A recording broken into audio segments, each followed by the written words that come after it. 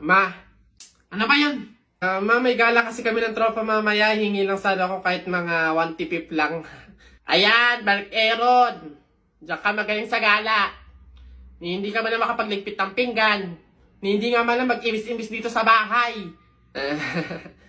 Mano man lang maabutan ka man lang ng kape at nagkakandayuko na dito sa pag-iintindi sa bahay.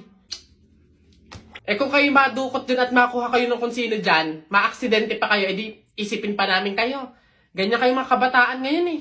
Hindi nyo naiisip yung mga taong nag-aalala sa inyo. Samantalang kami noon, Mark Aaron, Diyos ko po, sinusuong pa namin ng ilog, makakuha lang ng paggatong, ng pang-inumin. Ay, kayo naman, Diyos ko po, perwisyo na nga, gala pa ng gala ang nasa isip. Napakadaming pwedeng gawin dito sa bahay. Kung yung igagala mo, inililinis mo ng kwarto mo. Kinukudkud mo yung inidoro doon sa likod.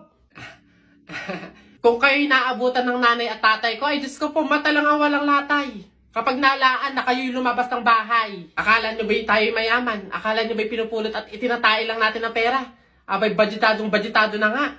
Kasi, Diyos ko po, kayo mga kabataan kayo, napakaswerte nyo't hindi nyo naabutan ang hirap ng buhay noon. Kung naabutan nyo, kawawa kayo. Oh, salamat. Kung alam nyo lang Aaron. Mark Aaron. Buka ng shit. Mare, nabilitaan mo na ba? Patay na daw si Kuya Tonyo. Ay, oh. Kaya pagkatapos natin dito sa burol ni Ka Flora, daan tayo dun sa burol ni Ka Tonyo. Ay, ganun ba? Di bali na lang, Mare. Pamahiin kasi yun na bawal pumunta ng 2 burol sa isang gabi kasi daw may pamilya daw nila na mamamatay din. Wag na lang. Ay, ganun ba? Sayang naman ang dami daw pagkain doon. Ang sasarap pa. Ay, ha? Alam mo, hindi naman totoo yung mga pamahiin na yan. Yung mga joke-joke lang yan ng mga matatanda. Alam mo, tara na doon. Mga nagpapautulan sa mga pamahiin na yan. Mas madami pa ng pagkain doon. Dito, puro biskwit lang. Hoy! Bata ka! Ano yung ginagawa mo? Bawal magwalis kapag may burol! Ay, ganun po ba? Sorry po. Pasensya na po. Teka. Party! Patay na siya. Hoy Alex, Jepoy, anong gagawin nyo kapag may tsunami?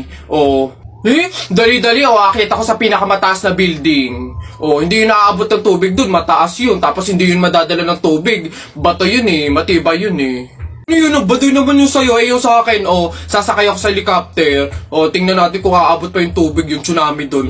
Lilipat ako hanggang langit, yun yung sa inyo, yung sa akin, magsiswimming ako. Nakikita ko yun sa mga palabas, kaya naman pala mag-swimming, ako, hindi ako malulunod, mag-aaral ako mag-swimming, Ang iingay nyo talagang mga bata kayo, ha? Ayan, tsunami! Ano ba? Ano ba yan? Hoy! Ano yung ginagawa mo? Ay, bakit po?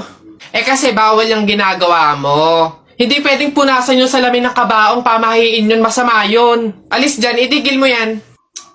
Ay, wow! Kayo pa itong may ganang magalit, ako na nga ito nagmamalasakit. Pamahiin pa rin, ha? Tingnan mo, nasan yung patay dyan? Hindi ko na maaninagan yung mukha sa sobrang gabok ng salamin, Ha? Ay, sorry. Bili na lang ako bagong kabaong.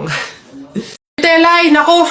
Una na ako, salamat sa pahapunan. Ay, nako, sige, ingat ka, walang anuman. Sige po, tita, ingat po. Bye, salamat ulit. Sige. Anak.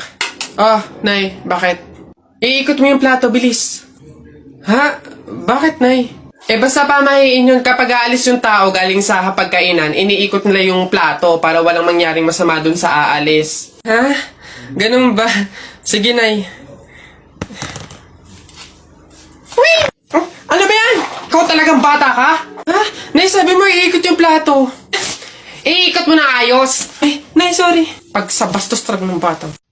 Lagi nyo sinasabi na pangit ako. Akala nyo ba hindi ko kayang patunayan na mali kayo, ha? Watch and learn. Hello po. Uy, Pogi! Anong hanap? Bangus, tilapia. Mura na to. Uy, grabe. Uy, Pogi! Bagong! Kakagaling naman Cebu. Bago lang to. Dali na. Uy, timbangin mo na yan. Biling ko na yan lahat. Oh, sige na, makakauwi ka na. Biling ko na yan. Oh, Pogi! Prutas, bili na. Bagong pitas to. Dali na. Pogi-pogi to talaga. Yan din. Pakiyawin ko na lahat yan. Panta. Sige na. Ngayon yung sabihin pangit ako, ha? Balitang balita sa Radyong Sira. Kakapasok lamang po ng magandang balita, bumababa na po ang porsyento ng teenage pregnancy o ang maagang pagbubuntis ng mga kabataan. Nandito tayo ngayon upang interviewin ng ilan sa mga kabataan kung ano ang posibilidad ng pagbaba ng porsyento ng teenage pregnancy. Miss Magdami, ano kaya ang posibilidad ng pagbaba ng porsyento nito? For me po, napapagtanto nila na talagang mahirap magbuntis at magpalaki ng anak. Kaya talagang nagbabago na yung mga kabataan ngayon, kagaya ko. Love scars. Pwedeng ganun nga po. O dito naman, Mr. Legaspi, ano kaya sa tingin mo ang dahilan ng pagbaba ng porsyento ng teenage pregnancy? Next interview. Asan yung camera? Boss, sa akin naman, kagaya ko, wala akong jowa. Kaya hindi ako makatalpak ngayon. Kaya yun sa tingin ko yung dahilan ng pagbaba ng porsyento, oo. Ang daming walang jowa ngayon eh.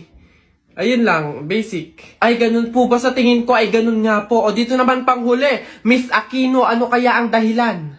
Ay, nako sir, Diyos ko, paano hindi bababa ang percent? Halos lahat ng lalaki ngayon bakla na. Tignan mo naman. Tol. Oh, pre, I love you. Gagi, pansirato. I love you too. Sweet na talaga. Tol, pantay ba yung blush on ko? Tinan mo. Pre, okay naman.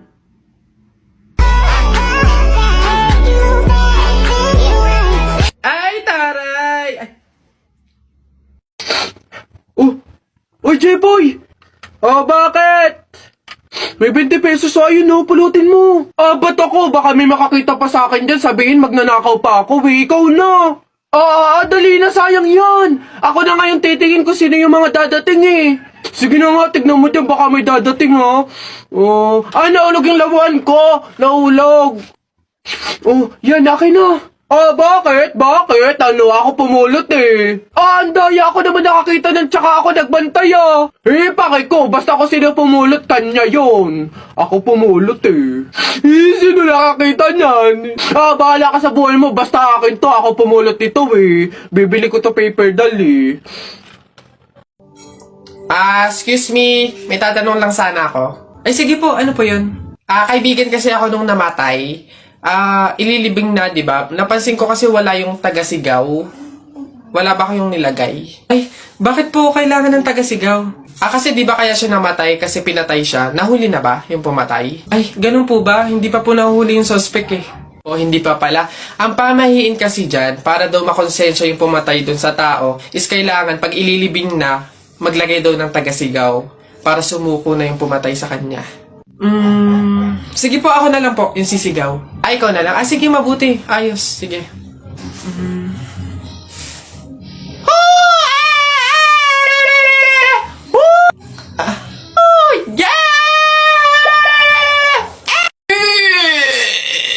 Kanina pumunta ko. Ano yun? Ang baho! Ano ba yan? Kakasuka naman, ba't kasi dito pa natae? Baho. Oo nga, ano ba yan? Hindi na nahiya. Dito pa talaga sa mall ng CR, tumae. Alam na, ang daming tao dito. Baho-baho, ano ba yan? Gusto siguro makaranas ng magandang CR. Pangit siguro na CR sa kanila. Babe, happy Mansari, hindi ba ako babatiin? First Mansari natin ngayon, no? Nakakatampo ka naman, ha? Tapos meron pa akong regalo sa'yo, Mansari, alam ko. Di ba butas yung panty mo? Ba't hindi na lang yun yung pinabili mo ng mga yan, ha? Alam na, butas yung mga panty na yung mga regalo pa naisip bilhin. Babe, naambol pa silong naman ako. Di ba may payong kang sayo? Ang sabi ko kasi sayo, magdala ka ng payong kasi uulad mamaya. Tama, wala ka tuloy magamit. Ang hirap kasi sa inyo, gusto nyo lagi yung sweet moment, yung makikisukob kayo sa amin. Hindi to kay drama. Bahala ka sa buhay mo. Babe, ano ba? Kanina pa ako nagugutom, kumain na tayo! Ay nako, tapos ako kumain. Ikaw kanina pa kita inaaya, kumain, ayaw mong arte mo. Gusto mo kasi lagi yung mga may sweet moment pa, bebe pam. Ikaw yung unang susuyuin kumain. Tapos, sabahin mo ako, sabahin mo ako. Arte nyo, bahala ka, magutom ka dyan. Uy, pre, naihihina ako. Uy, gagi, pre, ako din. Tara sa McDo tayo maki-CR. Bawal dito, public place eh. Tara, tara, tara. Dito, dito. Ayun, okay na. Ay, teka. May pwesto ba kayo dong lamesa? Wala po. Oh, pagkain, umorder ba kayo? Ay, wala din po. Oh, ayun, dali. Alam na namin yung mga ganyan nyo. Hindi na ba kayo mga umorder, pero pupunta kayo dito para maki-CR lang. Tapos ano, iiwan yung makalat, iiwan yung madumi, tapos kami yung mapupurwisyo. Hindi na pwede mga ganyan nyo. Kung gusto nyo maki-CR, 20 pesos, sa akin na bayad. Ay, ganun po ba? Sorry po. Ay, ito po, boss. Hindi nyo na kami mauuto. O, yun sa'yo. Ha? Ay, ito pa yung sa akin, ito pa yung sa akin. O, pasok. Oy, teka, saan ka din pupunta? Sa CR, bakit?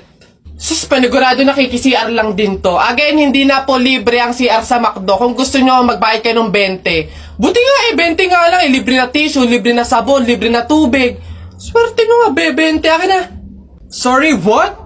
I am the manager here and who are you? Bago ka lang dito? Ay, sir, sorry, hindi ko po kasi alam. Patay. You're fired.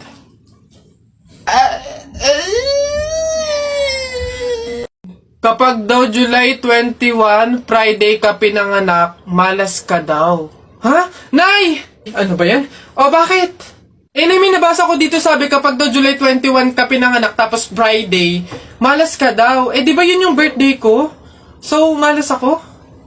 Ang kuwain mo naman anak, huwag ka mag-alala. Hindi mo yung tunay na birthday, yun yung date, July 21 Friday, kung saan napulot ka namin sa pusali. Masyado ka naman nag-aalala masyado. Ha? So, ampun ako, Nay. Oo naman. Excuse me. May tatanong lang sana ako. Ay, sige po. Ano po yun? Kaibigan kasi ako nung namatay. Ililibing na, di ba? Napansin ko kasi wala yung taga-sigaw. Wala ba kayong nilagay? Ay, bakit po kailangan ng taga-sigaw? Kasi di ba kaya siya namatay kasi pinatay siya? Nahuli na ba yung pumatay? Ay, ganun po ba? Hindi pa po nahuli yung suspect eh. O hindi pa pala. Ang pamahiin kasi dyan, para daw makonsensya yung pumatay dun sa tao, is kailangan pag ililibing na, maglagay daw ng taga-sigaw para sumuko na yung pumatay sa kanya. Sige po, ako na lang po, yung sisigaw. Ay, ikaw na lang. Sige, mabuti. Ayos, sige.